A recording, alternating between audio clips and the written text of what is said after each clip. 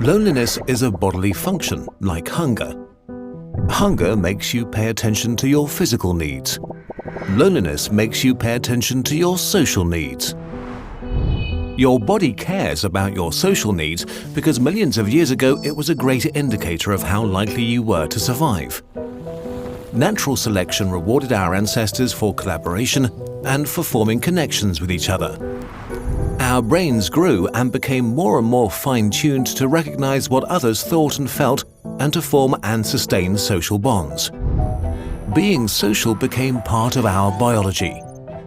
You were born into groups of 50 to 150 people, which you usually stayed with for the rest of your life. Getting enough calories, staying safe and warm, or caring for offspring was practically impossible alone. Being together meant survival. Being alone meant death. So it was crucial that you got along with others. For your ancestors, the most dangerous threat to survival was not being eaten by a lion, but not getting the social vibe of your group and being excluded. To avoid that, your body came up with social pain. Pain of this kind is an evolutionary adaptation to rejection.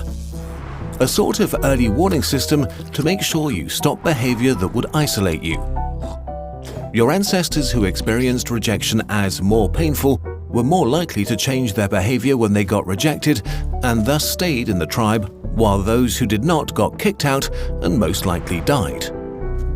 That's why rejections hurt, and even more so, why loneliness is so painful.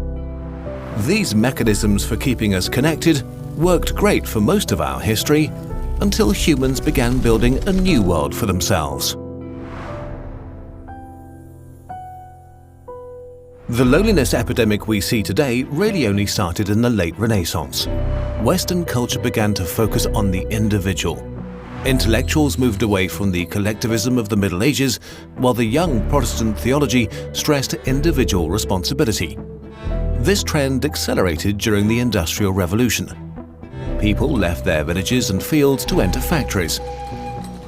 Communities that had existed for hundreds of years began to dissolve, while cities grew.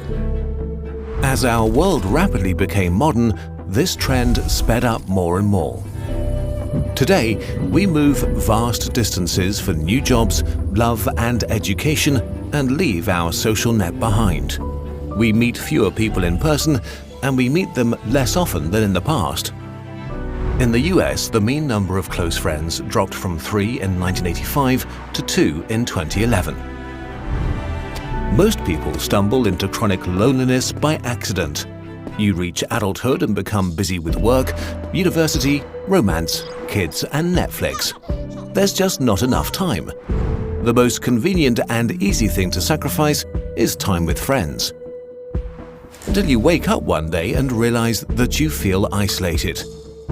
That you yearn for close relationships. But it's hard to find close connections as adults, and so loneliness can become chronic. While humans feel pretty great about things like iPhones and spaceships, our bodies and minds are fundamentally the same they were 50,000 years ago.